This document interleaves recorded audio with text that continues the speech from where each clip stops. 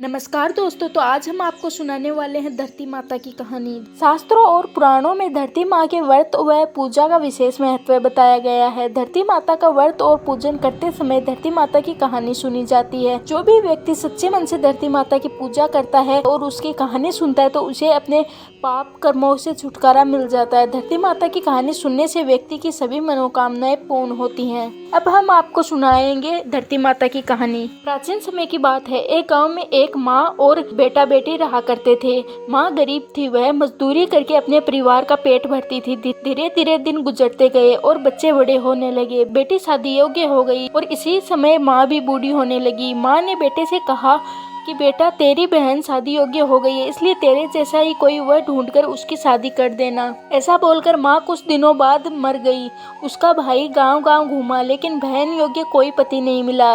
वह घूम घूम कर थक गया और एक दिन सोचने लगा कि मेरे जैसा तो दुनिया में कोई नहीं है, इसलिए मैं ही इससे शादी कर लेता हूँ। ऐसा सोचकर वह चुनरी और शादी के लिए सब सामान लेकर आया। तब उसकी बहन ने पूछा कि भाई, तुम ये सब क्यों लेकर आए हो? तब भाई ने कहा कि बहन, यह सब सामान तुम्हारी शादी के लिए लेकर आया हूँ। गाँव वालों ने बहन से कहा कि तुम्हारा भाई तुमसे ही शादी करने वाला है। तब बहन ने जाकर अपने भाई से पूछा कि भाई, मेरी शादी किससे करा रहे हो? इस पर भाई ने कोई जवाब नहीं दिया। तब बहन समझ गई। उसने एक लोटे में जल लिया, चुनरी ली और चंपल पहनकर जंगल की तरफ चली गई। जंगल में गाय चराने वाले ग्वालों ने उससे पूछा कि तुम कहाँ जा रही हो? तब वह कुछ भी नहीं बोली। वन में जाकर वह धरती माता को पुकारने लगी और बोली, हे धरती माँ, अब तुम ही मेरी लाज रखना वरना अनर्थ हो जाएगा। तब धरती फटी और बहन ने एक तरफ लोटा, चुनरी और चंपल रख दी और दूसरी तरफ धरती में जाने लगी। इतने में दौड़ता हुआ उसका भाई जंगल में आया और उसने ग्वालों से पूछा कि मेरी बहन किधर गई?